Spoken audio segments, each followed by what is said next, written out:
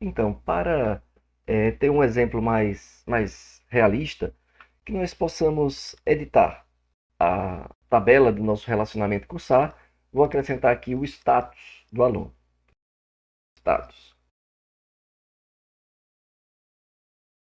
Esse status vai ser um varchar, por exemplo, de 10 caracteres, tá? E o valor default desse status vai ser indeterminado, ou um tracinho. Ele é not null.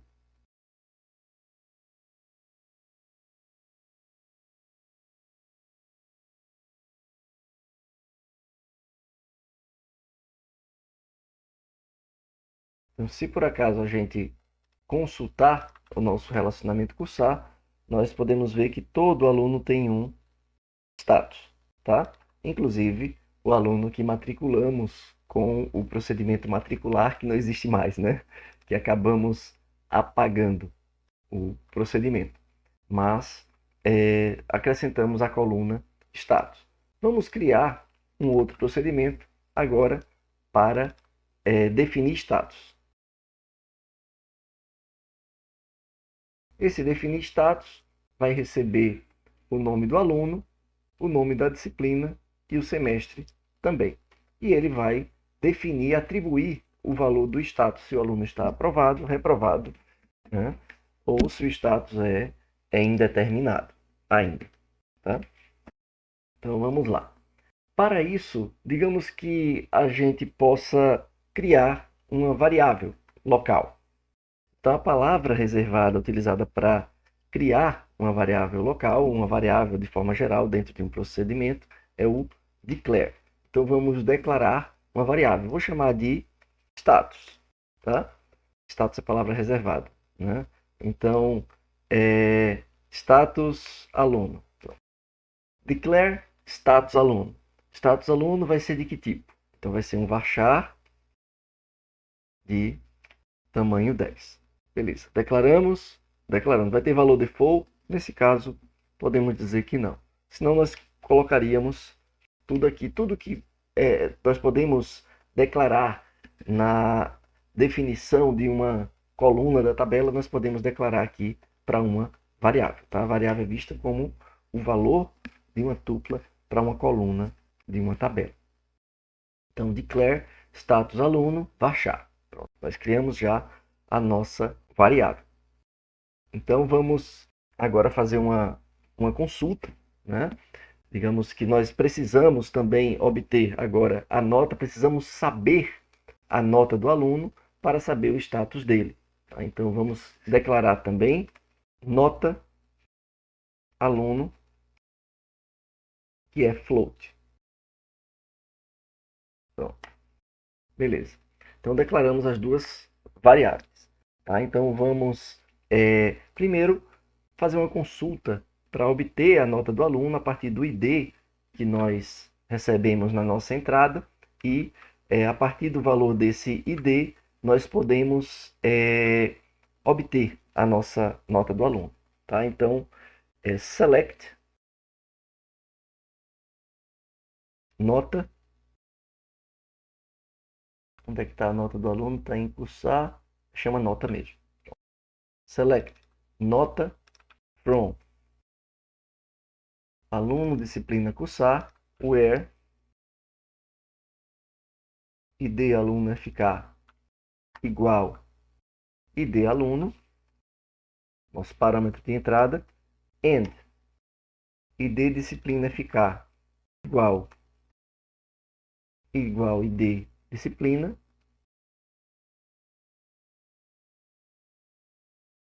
and semestre igual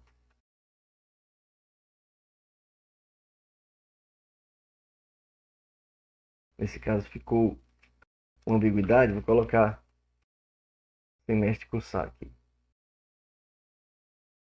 o nome do parâmetro, tá? Pronto, então nós estamos, ponto e vírgula, nós estamos selecionando, ou projetando, melhor dizendo, né, dando um select em nota, no atributo nota, sob essas condições de seleção, de filtragem. E vamos pegar o valor desse select, né? E atribuir a variável nota underline aluno. Então, into nota aluno. Tá joia? Então, olha só, vou até colocar em outra linha para destacar, tá? Essa palavra reservada é para fazer a atribuição do resultado da nossa consulta a uma variável. Então, escolhemos a variável nota aluno para atribuir, né, o valor da nota fruto dessa consulta. Se eu quisesse atribuir uma constante ao invés de o resultado de uma consulta, era mais simples, né? Eu poderia colocar set e o nome do atributo da variável local que nós acabamos de criar, né? Set, por exemplo, set nota aluno igual a alguma coisa, né? Opa, aqui é com underline. Set nota aluno igual a alguma coisa, sei lá, 10, né? Então aqui nós faríamos uma atribuição constante e enquanto o into ele é utilizado nesse contexto daqui da Stored Procedure para pegar o resultado da minha consulta e atribuir a variável nota aluno. E aqui nós podemos usar agora o nosso if, né? Nós queremos colocar a condição se essa nota do aluno atingiu, né, pontuação suficiente para aprovação. Então, se nota aluno for maior ou igual a 7, então nós vamos atribuir um determinado valor, né? Então, then status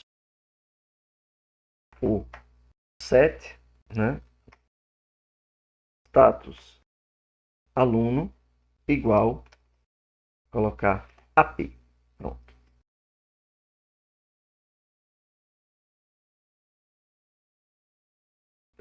Deseja-se realizar mais alguma coisa dentro dessa condição? Não, né? Digamos que não. Então, vamos finalizar o if.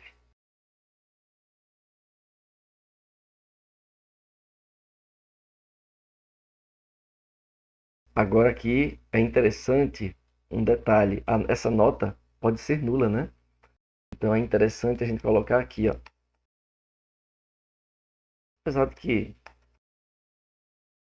é só por preciosismo, né? E se ele for maior ou igual a 7, ele já não é nulo, né? Mas tudo bem. Se ele não for 7, se ele não for nulo, desculpe, for maior ou igual a 7, beleza, né? Vai para ali. E na verdade nós queremos acrescentar outras possibilidades de status, né? Para as demais possibilidades de nota. A nota pode ainda não ter sido definida, o status ser ainda o default, o inconclusivo, ou a nota pode não ter sido suficiente. Então, podemos dizer que o meu if, já eu refatório aqui, é só para colocar em primeiro lugar a condição mais elementar. O meu if primeiro pode contemplar que a nota seja nula. Então, se a nota é nula, eu já sei que eu preciso atribuir ao meu status o valor default. É inconclusivo, tá? Então, o meu status continua sendo inconclusivo. E esse segundo aqui vai passar, essa segunda possibilidade vai passar a ser o else. Então, eu não preciso mais olhar se ele é nulo ou não, porque, na verdade, ele não vai ser nulo, né? Ele não vai ser nulo no sentido de que ele já entrou no else. Faltou só o ponto e vírgula, né? Então, se a nota for maior ou igual a 0, colocar maiúsculo para ficar bonitinho.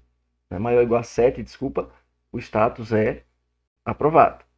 Vamos para mais um alinhamento aqui. Se não, se a nota, se não, eu já não preciso conferir mais nada, né? Se não, o status vai ser RP. só para a gente não esquecer, né? Podemos colocar logo, né, o endif, aqui já estava no lugar certo, que é do if maior, o endif desse if mais interno, tá?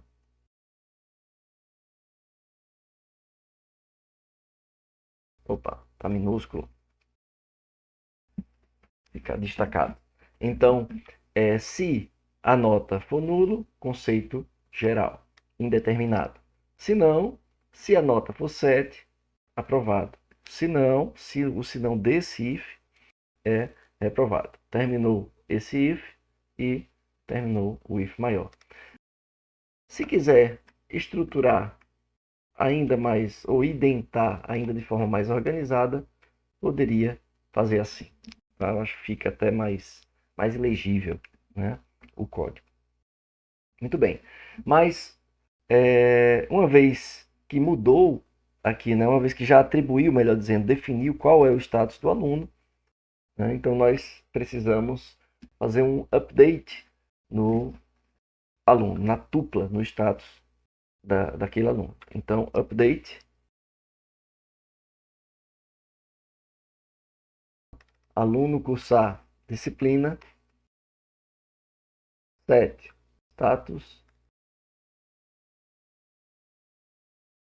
igual, status aluno, where, aproveitar o mesmo where aqui, ó, ID aluno e o semestre. Pronto.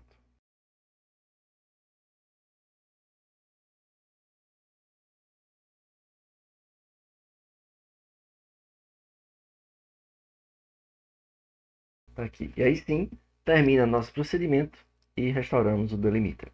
Então vamos criar nosso procedimento chamado definir status. Criamos o procedimento e vamos testar agora. Só copiar o nome dele para não correr o risco de digitar errado. Então vamos chamar o definir status para o aluno 1 na disciplina 1 no semestre 2022.1. Então, aluno 1, disciplina 1, 2022.1.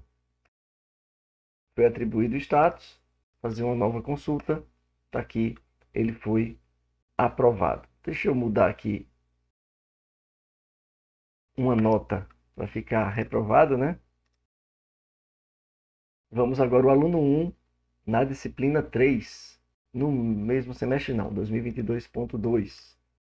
Então, o aluno 1 na disciplina 3, 2022.2. Se a gente olhar o valor, foi atribuído reprovado. Agora, o aluno 2 na disciplina 4, 2023.1. Então, o aluno 2 na disciplina 4, 2023.1. Então, foi atualizado. Quando executamos, nós constatamos que não houve mudança, porque ainda não há notas. Tá? E se por acaso colocarmos um aluno que nem sequer existe, ou um semestre que nem sequer existe, o procedimento ele executa normalmente, claro, obviamente, sem interferência nenhuma nos dados, né? no resultado prático. Né? Mas não ocorre erro. Além do if, né, nós também podemos definir loops e estruturas, né, de maneira geral. Não vamos entrar em detalhes nesse exemplo daqui, né, mas só para mostrar a sintaxe, que é simples. Né? Existem dois tipos de loop em procedimentos para SQL, né, em Stored Procedures. O while seguido de uma condição, sei lá, vamos declarar um contador. Tá? Um contador. Um contador inteiro de 2 dígitos. Digamos que eu só queira 2 dígitos. Tá? O bloco declare está lá em cima. Então, poderíamos usar esse contador para repetir. Então, set count igual a 0. Ainda não executou nenhuma vez o while. While count for menor do que 10, execute alguma coisa, tá? Então, nós vamos dizer que enquanto esse contador for menor do que 10, execute, ou em outras palavras, faça alguma coisa. E no final, nós vamos terminar o while, tá joia? Então, tudo que está entre esse while e o end while vai ser repetido enquanto o contador, ou where não, sim, enquanto o contador for menor do que 10. O que é que poderia ser feito? Consultas, updates, seja lá o que for. Atribuição de variável, chamada de outros procedimentos. É possível chamar outros procedimentos aqui, tá? Então, matricular. Então, seria possível, né, nós repetirmos para IDs sequenciais, por exemplo, né? Passando o contador 1, 2, 3, 4 na sequência, claro, né? Sempre matricular, sei lá, conte, né? Se existisse esse procedimento. E claro, aqui nós devemos nos preocupar em atualizar o valor do contador, senão vai entrar em loop infinito, né? Por exemplo, tá? Então seria uma possível utilização do while. Algo equivalente, né, a esse mesmo comportamento, vou até copiar para possamos comparar, né? Tem também o repeat until, que é uma estrutura de loop, o que o while é capaz de fazer, o repeat until também é capaz de fazer, só que a estrutura é diferente. O repeat, ele primeiro executa e a comparação nós deixamos para o final, tá? Então, o repeat define o que deve ser feito até que uma certa condição seja atendida, né? Until count menor do que 10, né? Ou melhor, until count maior ou igual a 10. Então, aqui a lógica foi o contrário. Faça até que o contador seja esse daí. Então, temos que fechar com o end repeat. Então, vamos repetir até que o contador seja maior ou igual a 10 e, por fim, encerramos a repetição. Então, esse bloco repeat until é equivalente, ou seria equivalente a o while, né, de cima.